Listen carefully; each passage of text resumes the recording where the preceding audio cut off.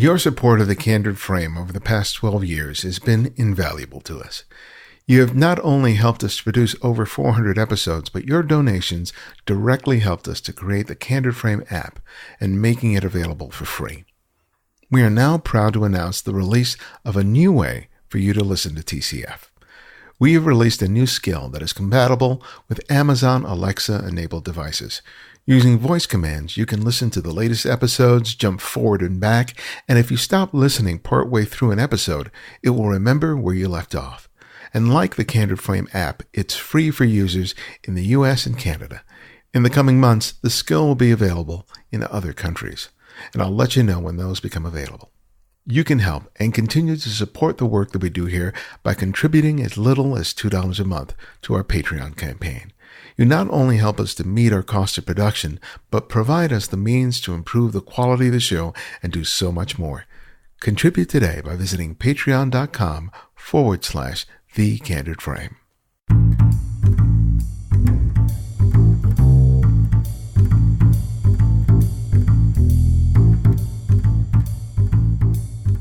This is Ibarionex, and this is The Candid Frame. When you look at the work of certain photographers, a strong sense of how they see the world comes through. This is often described as style, but it often can be confused with technical things like how they use strobes or how they post-process images in Photoshop. What I'm talking about is more sensibility, a point of view. This can be more difficult to discern, but we often know it when we see it.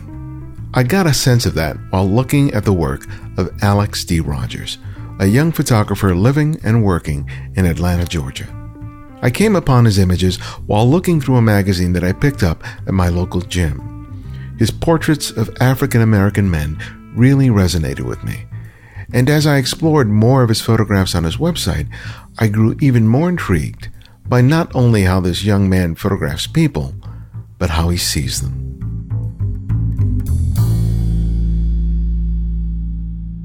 All right. Well, Alex, welcome to the Candid Frame. It's a pleasure to have you. Thank you for making time for me today. No problem. Thank you for having me. I'm excited to talk. Yeah, I was at the gym and I picked up a copy of Chill magazine, and I saw the spread that they did on your Crown series. I was like, oh, these are really interesting. And then I looked at your website and I was really excited at what I found there. I mean, your work is really quite amazing. Thank you. I actually have not yet seen that spread. I was wondering how you found me, actually. Yeah, that was it. Yeah, it's no surprise that the magazine hasn't gotten it to you yet. I worked in the magazine industry for a while, so I know that can be a headache sometime. But I'll say that it's a nice spread. So, but I looked at your work and the story behind a lot of your work, and I felt like, hey, I want to talk to this guy and learn a little more about him. One of the things that really struck me when I was doing my research for you is that you kind of did the reverse of what a lot of photographers do, which is a lot of them go from stills into multimedia, but for you it was the reverse. You started in multimedia and video, and then you transitioned into stills. Tell me about that.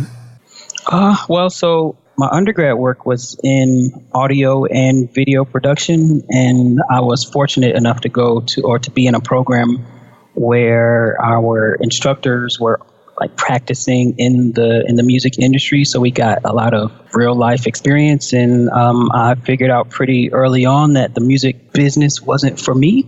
And luckily enough, there was a video sort of minor in that same program, and I was able to just load in a bunch of video classes to sort of fulfill that part of the degree requirements. And that's how I ended up on the video side. A lot of my earlier influences are like, music video, and the look of that is because, it was a logical progression from music, which I was interested in to begin with.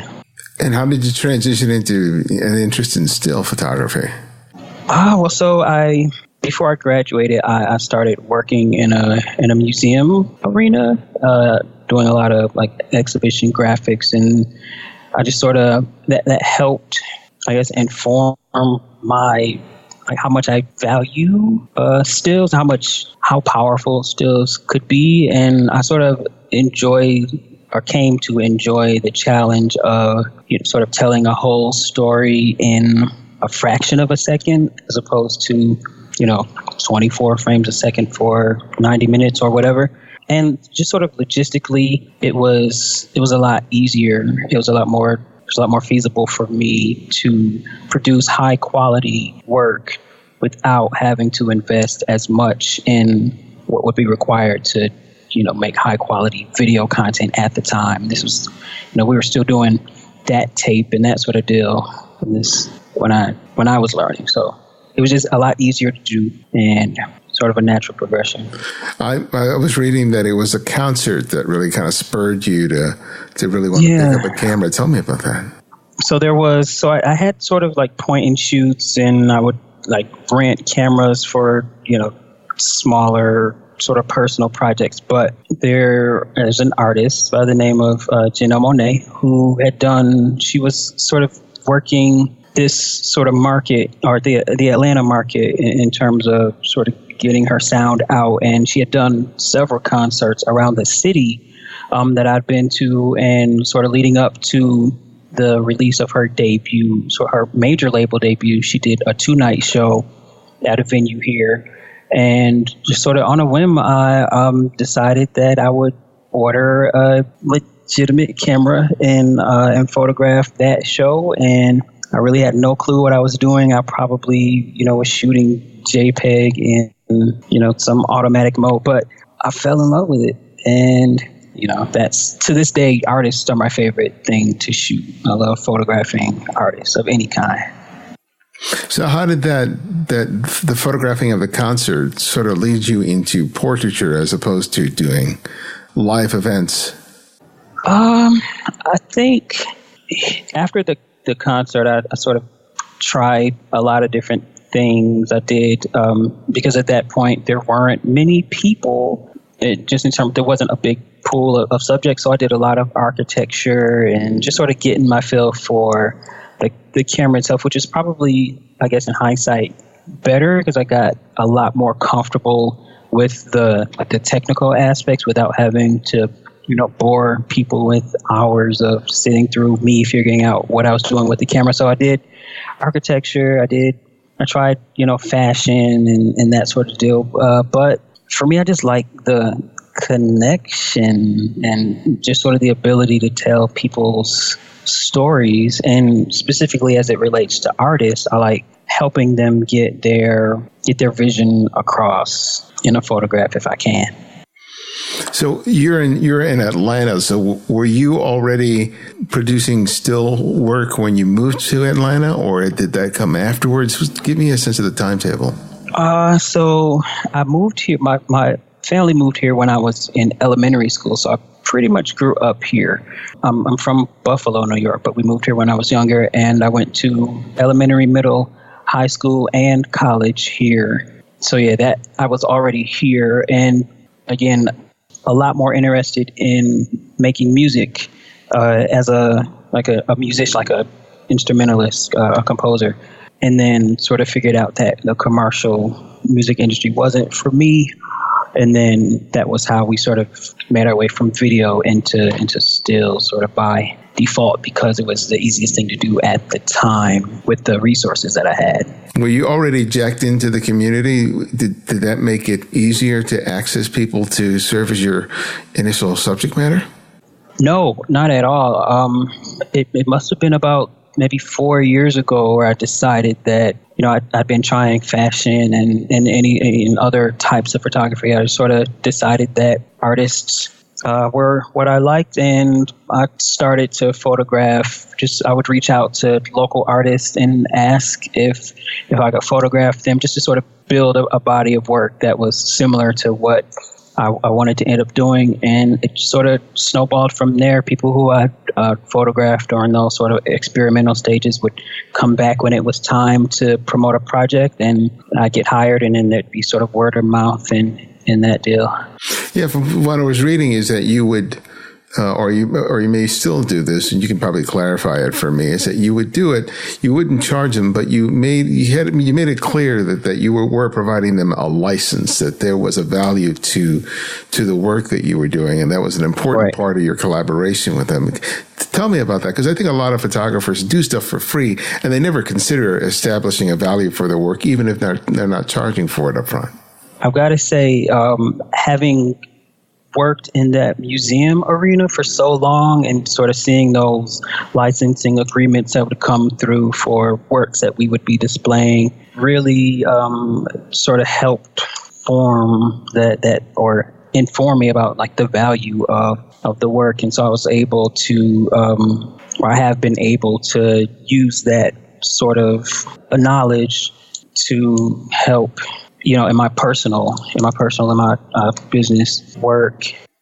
Did you find that people took you a little more seriously as a result of that, and that when the opportunity did come to get a paid gig, that they did see you as a professional rather than someone who had done something for free? Not necessarily. I think, what has been my experience is that people enjoy the work. The people that I'd worked with before enjoyed the work, so that was what brought them back. But in terms of licensing and rights and that sort of deal, most people, it wasn't a concept that they were familiar with that much. But musicians, for example, who sort of work in that model a lot, got it. It is always a lot easier to explain it to musicians sort of in terms of how they might license composition, so it's easier to draw that parallel for them. But most people are sort of caught off guard because it's not a concept that they're as familiar with. Yeah. So what kind of license would you provide these people if you weren't doing it for compensation? What were? So I would. For most people, it would just sort of spell out that, they could use the images to create new content for, a certain amount of time. And there would be like specifics about like attribution. And what I've sort of learned is that with those projects, people or musicians tend not to return to the images after a certain amount of time to create new content, just because their image changes so often. So it's never as much of it, or I guess policing it isn't as much of an issue on that end. But yeah, it was just, the amount of time, the way it could be used, and a big thing was attribution, since there wasn't any compensation early on. So if they used it in social media, or if it ended up in print or something like that, you would have to be identified as the photographer. Right. So, when you're building a career, it's really kind of essential to be really careful about who you choose to collaborate with, who you choose to work with. Tell me about the process of trying to figure out, okay, because you only have a certain amount of time, during the course of a day. So you just can't be shooting for everyone who just wants, free work or relatively inexpensive work.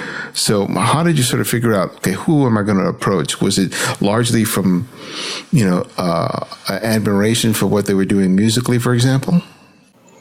Not so much their work, because I sort of understood earlier on that the quality and the style of work that people would produce might not always mesh well with what my personal tastes were. So that's never been a consideration.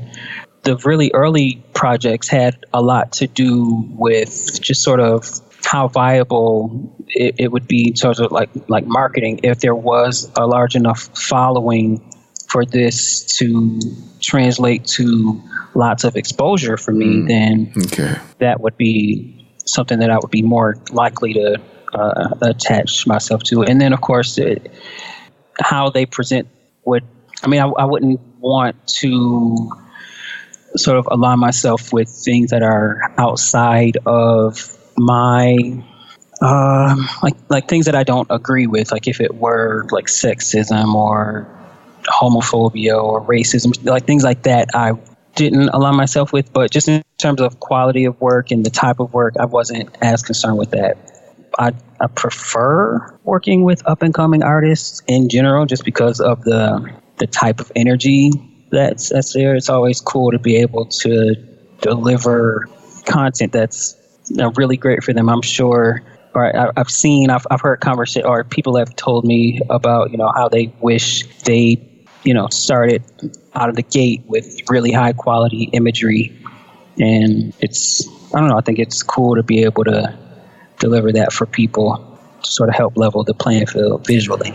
What I really like about your work is that it doesn't come off as posed. I've seen a lot of portfolios of people who work with artists or with models, and there's a certain sameness to them, just because I think a lot of these people sort of model themselves off of what they've seen before in print or advertising or something. But it seems like you're able to pull something genuine out of your subjects. And I wonder about that process, because I think it can be difficult, especially in a society where we're so inundated with imagery, that people are basically taking their cues in terms of how they appear in front of the camera based on the other things that they've seen. So tell me about how you sort of evoke something that's really genuine from your subjects, considering that that's one of the big obstacles that any photographer faces. One of the first things I say when we get, on the set is that I'm not really into things that look superposed. So I really appreciate that you recognize that, because I wasn't sure whether or not that comes across or not. But yeah, what I like to do, and I think it was something I read that I think Richard Avedon said about, just sort of, setting the stage and letting them play. I try to stay out of the way, like the light. We don't fuss with the lights. Everything is set. I don't want any of the technical things to get in the way of the performance. And I guess I've been really lucky in that artists, performers, a lot of them sort of thrive in that environment. Mm-hmm. So more or less, I try to set the stage before they get there. And then once they're on the set, just let them go and get whatever they need in the environment to make it conducive to their performance. We try to accommodate, but I just sort of try to stay out of the way and wait for that right moment. So paint me a picture. Can you give me an example of someone that you've shot recently, and how does that play out? I mean, are you playing music? Are they singing? Exactly what would I be seeing if I was in the studio with you? If you were in the studio, you would see, it's pretty bare bones. It's the seamless and the lights. I sort of shoot in a fashion style in that there's not too much going on in terms of like lighting. I like to do, at most, I might do 3 lights. But for the most part, there's like a 1 light setup with maybe some sort of fill. Coming from a scrim, I like to shoot really soft and then add like some punch later. So just massive modifiers. And there's always music blasting throughout the whole space, the studio area and the dressing area, restrooms and everything. There was, pretty recently I shot an artist who now lives in, I want to say South Carolina.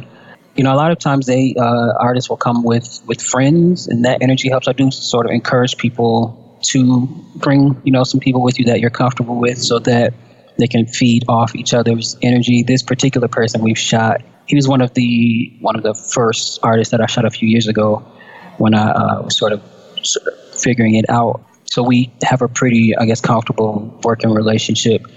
And, we play music, and I told him, to do his thing. And, we're pretty comfortable, like I said. So it wasn't, we weren't pulling teeth there. There was an artist an actor I shot a couple weeks ago in the studio. And we were just doing sort of, portraits. And, I might throw some scenarios out there for them to play off if they're actors. That tends to work pretty well.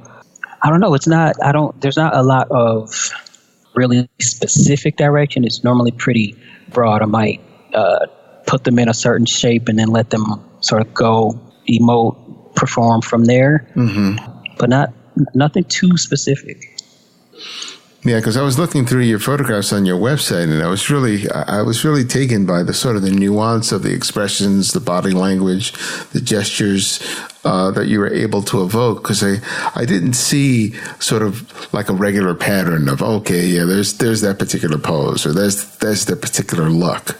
And I don't do a lot of that work myself. I do some street portraits for the most part, but it's still I always find that trying to basically create the opportunity for something real to happen is a skill that I really admire in a lot of people that do portrait photography especially well, and I count you among those.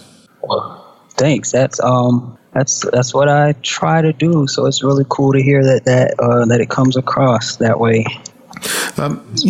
You photograph not only performers, but a lot of people of color. And I know that is a really important thing for you in terms of your goals as a photographer. Tell me a little more about, what your idea is behind how you portray people of color with your camera. I guess, I want to normalize them us in images. I've got these reference folders, folders full of images that I've been collecting for 5 or 10 years now, that I pull off the internet or out of tear, and just sort of like inspiration, if it's lighting or color or whatever. And at some point, not too long ago, I sort of came to the realization that most of, if I'm building a mood board or something to send to a client, there aren't a lot of people of color to choose from in that folder. And it's not from lack of me looking for that, but it's not very widely, it's not represented that well, I should say. It's not that diverse of a pool to begin with to pull from. Mm-hmm. And so there's that. And in 50 years or whatever, I want to be able to contribute to someone else's reference pool and have just offer a lot of different non-stereotypical, almost artful representations of people of color. Try to avoid over sexualization and just ways that we tend to be portrayed in excess. So we try to avoid that at all costs.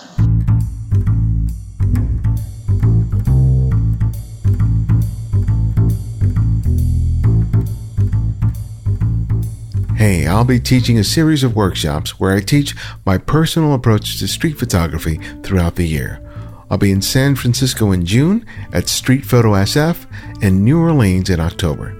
I also have just announced 2 more workshops, including one in New York City in October and one in Paris in September. You'll find links for all of these in the show notes and the Candid Frame website.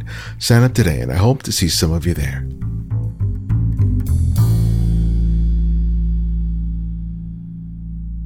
Tell me about the Crown series, because that is the series, that personal project that really sort of piqued my attention in the first place.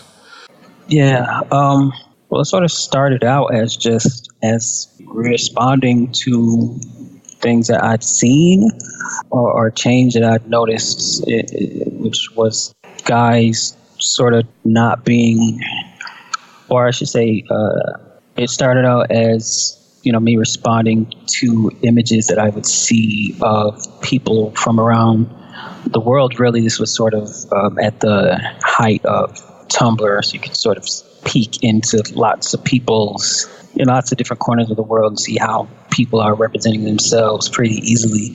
And there were a lot of different hairstyles that, I didn't really see that much of a variety of in guys when I was growing up. So I decided to photograph as many different styles as I could, and not as a statement of any sort, just sort of documenting what I saw.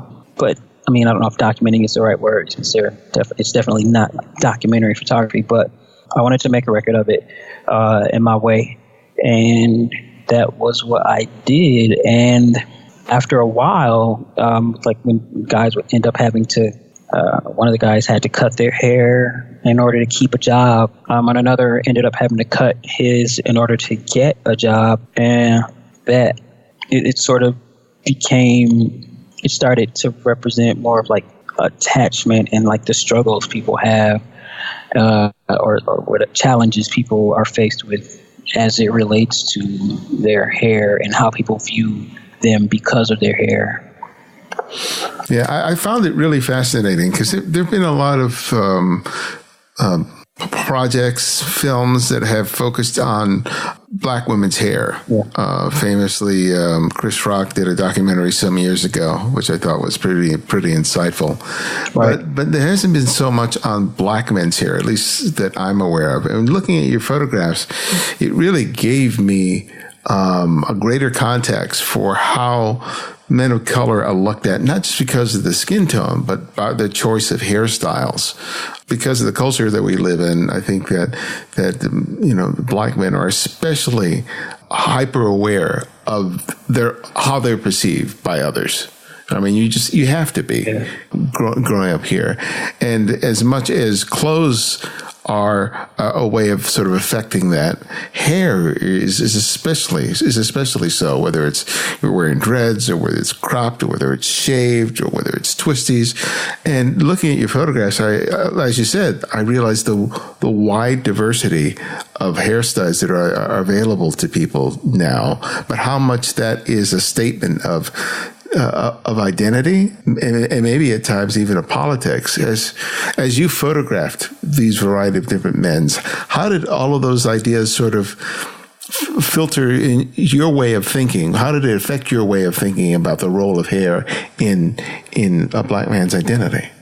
Well, I mean, I have to say that just as a person who's had a number as a Black male who's had a few different hairstyles ranging from like a low cut all the way to longer dreads, I related to it, and it was really just a fun project in the beginning. And once I started, once the individual subjects, there's a photograph of a subject whose name is Sid. He's got really long dreads in the portrait, and at one point he ends up cutting his hair. And there's another guy who also has dreads. It's sort of like a mohawk who, if I understand correctly, ended up having to cut those to keep a job, and just sort of sharing those stories with people when they would see the images and respond sort of favorably, just because they would, they liked the images. And then once they heard the stories behind the guys and sort of what ended up happening after the photograph was made, it really wasn't until I experienced their responses that I started to think about it differently. Mm-hmm. And as I say in the chill piece, this was at the height of the rise in the public or in coverage of Black men being killed or by police officers a few years back, in sort of the rise of Black Lives Matter. So that was the political, or that was the environment that this is all taking place in. So that all sort of contributed to, I guess, the way I view the project now, and ultimately led to me sort of pausing it, just because it became really heavy. And I sort of, I paused the subjects when I would approach them, I would let them know that this would be like a long-term project. We might return. And there's one subject who I've photographed several times, starting out for this project. The plan was to return in every few years and sort of see, how they're wearing it now. And I sort of, just because of how heavy that was at the time, I pressed pause on the project. When you say it was heavy, it was emotionally loaded for you or for your subject matter? For me. And I would assume, so my deal was I didn't want to make light of it. at a point, I still feel the need to celebrate the diversity and that sort of deal, but I didn't want to trivialize. At a point, it started to feel like I was just sort of making these pretty pictures, and we were dealing with sort of real issues, and it's deeper than pretty pictures of guys' hair. So that was the thought process toward the end of the project. Yeah, that's really interesting. Because I think that when I think of photographs of people of color, so much of what's been seen has been along the lines of photojournalism, documentary photography, especially during the better part of the 20th century, where blacks were often photographed under less than ideal circumstances. Their poverty or crime or different aspects of their lives are being documented, even by photographers who were well-intentioned, who were trying to sort of demonstrate, the lives of people who had immigrated to Detroit and the working conditions there during the big migration from the South, or when they were documenting poverty in the South during the age of Jim Crow. But then, as a sort of a counterpoint to that, we have a generation of photographers who are basically using the aesthetics of fashion and portraiture to render beautiful photographs of people of color. And that somehow that contrast becomes more than just a difference of aesthetics, but it also becomes loaded emotionally, as you just sort of indicated, in which, you're taking these photographs, and because you were creating these beautiful photographs that derive from an aesthetic of fashion, it inevitably becomes loaded with, emotional and political, perceptions. For me, that's really kind of interesting, and not something I'd really given thought to until now. Well, I guess in practice, that's where I've been, but I've never been able to articulate it that way. And I appreciate that. That's encouraging, actually. So thank you. Yeah, I really would encourage you to continue to do this project, because I think it's really sort of fascinating, especially when considering that you're bringing this aesthetic that is really beautiful imagery, but that's done in a way that doesn't seem contrived at all. But let's talk about sort of the business end of it, because, Atlanta has been a really thriving town for a while now, especially culturally in terms of the music scene and artists. But let's talk about your role as a photographer, because I know there are a lot of photographers in that town. Yeah. So how do you sort of distinguish yourself, as compared to your competition and eke out a living as a photographer who wants to create the kind of work that he wants to create? It's not an active thing. Again, I keep going back to the having started out in that museum environment and having that point of view, or seeing the way people who appreciate visual media, like the value that they place on it, and how that has sort of framed how for example, there was I know you've recently done an interview with Joe Meyerowitz, and we've got a Joe Meyerowitz piece here in this museum that I did some work in. And what was cool or what has been interesting, just sort of as a way to inform how I handle business, is being able to witness, that transaction from, the curator at the museum deciding that they want to use this image to, at the point where the print arrives here, and just sort of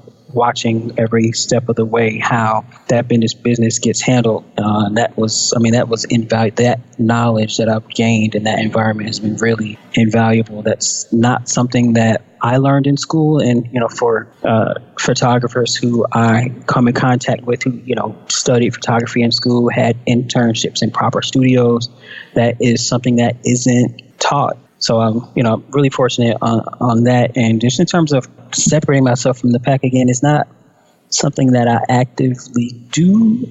I've been really fortunate in that I'm able to be really selective about the projects that I take on. And I guess more than anything, I've tried to develop a some sort of visual vocabulary that I stick to sort of differentiate the work itself that way. I'm not very interested in putting myself out there. So, it's for the most part, what you see if you look for me is just my work. Mm-hmm. So I stay out of the way and try to let the work speak for itself. And, a lot of it is word of mouth, really. Clients, a lot of my clients come from, other clients or, past work that we've already done. So are you working directly with mostly performers and and their managers to produce imagery for their PR and their promotions? Are you working with agencies at all? I do work with a couple, or I should say I have worked with. I don't have like long-term contractual relationships with agencies or anything like that, but there are agents that send people my way. That's been pretty cool. That's really been over the past maybe year and a half that since I've sort of pivoted or my intention to, mainly be artists and actors and that sort of deal. Since I prefer up and coming artists, there tend to be, there's not always that big machine that can be behind established artists, so that's cool. I sort of get to work directly with, the artists, and we execute their vision. There's not a lot of bureaucracy or anything like that can come with big machines, which it can be cool. It can be extremely rewarding, but just in terms of energy, I tend to work directly with artists mostly. You mentioned earlier about when choosing subjects to work with that of particular concern was, how much of a following they have. And since the use of the image is often associated with their social networks, whether it's Instagram, Facebook, Twitter, and so on, what are the things that you need to do in order for you to successfully get a return on that? I mean, you mentioned in terms of getting a credit, but sometimes the credit can be as far as it goes. I mean, but you're trying to leverage it into paid opportunities and for referrals. So how do you, once you've shot someone, you've produced the images and you provided them the imagery and you have the licensing, what's the stuff that you do on your end to make sure that, that investment in time and energy really provides you what you need? Also, now I've sort of gotten to the point where I guess if we're talking like business, I've got a certain amount that I might spend on advertising or promotion, be it like, paid social media posts, like that sort of deal, directly with like the different social media sites. And I know what it costs me to produce a shoot. So I would, in a lot of cases, this sort of works out to maybe one shoot that doesn't cost the subject every 2 or 3 months. And so that's how the numbers work. And in terms of return on investment, it's not as easily quantifiable that way. I know that there are certain people who I collaborate with pretty often that almost always result in, one more or 2 more bookings over a period of time than I would normally get. So that's a sort of a formula that I stick to a lot, just with specific or collaborating with specific people. But ultimately, the biggest reward for me is just generating content that is 100% my vision, and being able to display that, be it on the website or my own social media, for people to get a better feel of, what I like to do. So for the most part, as long as I can create content that is in line with my goals, then I'm okay if that doesn't translate directly to, more bookings immediately, because I'll be able to use that as a tool until the end of time to show what I'm capable of and what I like to do. You mentioned the word vision, and you described the sort of the setting in which you bring your subject in to photograph.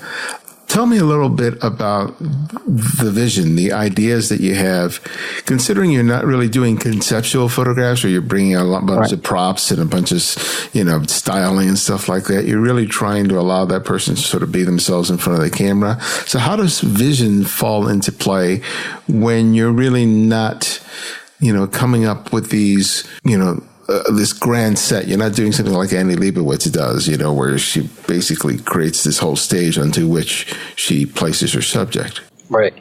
Well, I mean, this is where sort of being able to do those shoots for people where they don't pay sort of come into play. What I enjoy the most is, I call myself a minimalist, and as you might see looking through my images, sort of as you just alluded to, I don't really do conceptual work, and the portraits are, it's really just a person. Mm-hmm. And the vision, for example, I described, I recently shot an actor a couple weeks ago, and our vision was that we were going for sort of that, we wanted it sort of raw and emotional, and we wanted it to look like we were shooting for the cover of the Hollywood, not the cover, but for, the Hollywood Reporter or Variety or something like that. And a lot of times we will communicate vision in terms it can be sort of like referential with reference. In my case, it ends up a lot of times being film or fashion, photographers or editorial for overall look and feel. But I don't know, there's not, like you said, it's not a complex, set or anything like that. But the vision almost always is, sort of raw, realistic, minimal, like distractions, them, whoever the subject is, you want to capture them.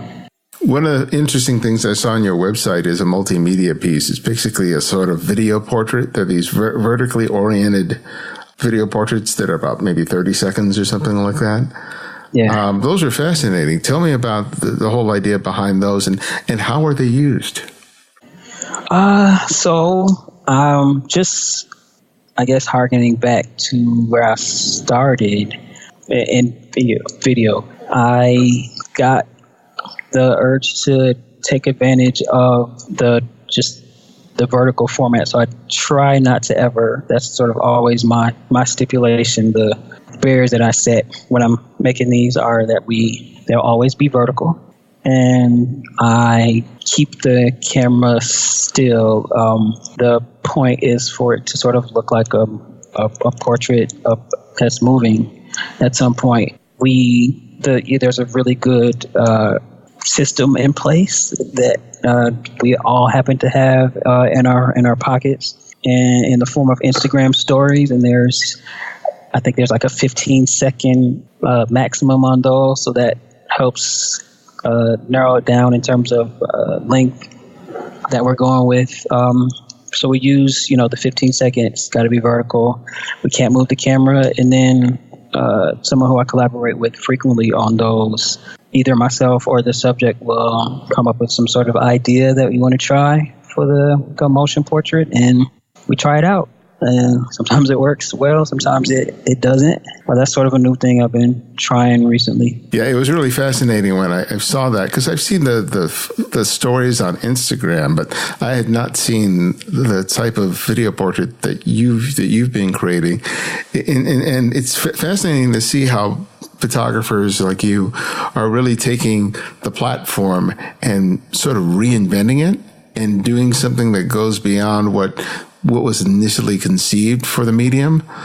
Just the idea of these video portraits that are vertical, because I can remember being very irritated at looking at any video that was done vertically as opposed to horizontally. But now it's interesting as people just sort of embracing it, because they realize so much of what people do when they're taking in content is not on the television or even on the computer. It's the great majority of people are viewing these things on the phone. So it's really cool to see how you can take that technology and embrace it to do something that is in line with your own aesthetic, with your own style, your own vision as a photographer. I appreciate that. I've actually, I'm considered or looking into ways to pull it, off the phone, vertically orienting screens, and just as a way to, because what happens with on the platform, they don't live very long. Yeah, sure. They might live 24 hours, or in a timeline, they'll live, forever, but they sort of get pushed down. There are certain social media platforms where they sort of live on longer because people can, repost them easily, like reblog them easily. So that's cool. But I'm now sort of moving towards seeing how they function in the physical form, sort of in a vertically oriented screen that lives on a wall like a picture might if you framed it. Yeah. So that's fun. Well, my last question that I ask each guest is I ask them to recommend another photographer for our listeners to discover and explore. And it can be anyone, someone you've long admired or someone you've recently discovered. So who would that one photographer be and why? There's a photographer here who is, I think, a senior in college, but like beyond in terms of like skill and like instinct. His name is Donte Maurice Brown. He goes by Donte Maurice, and he's also a portrait photographer. He has a really specific point of view that I appreciate, and he's, I don't know, I really love his work. So I would recommend Donte Maurice. Well, Alex, thank you so much for making time for me today. It was a real pleasure to talk with you and learn so much about you and your work. Thank you. Thank you.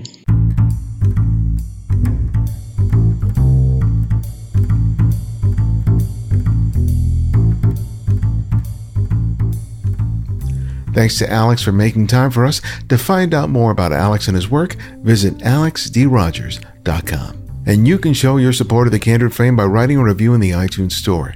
As people search for podcasts to listen to, these reviews can lead people to us for the very first time, and that makes all the difference. So if you haven't already, please take the time to do it today. You can also show your support of the show by making a monthly contribution through Patreon.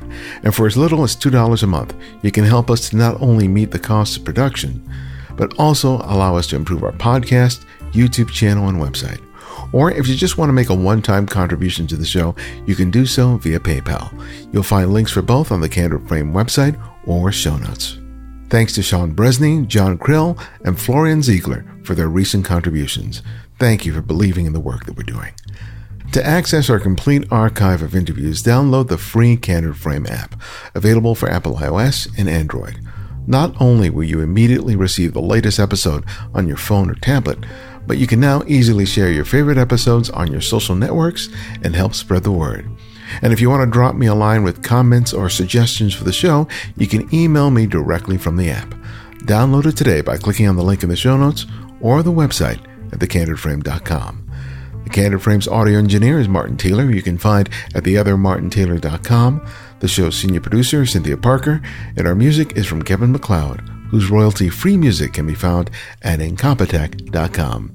And you can follow me on Twitter and Instagram at simply @Ibarionex. And this is Ibarionex, and this is The Candid Frame.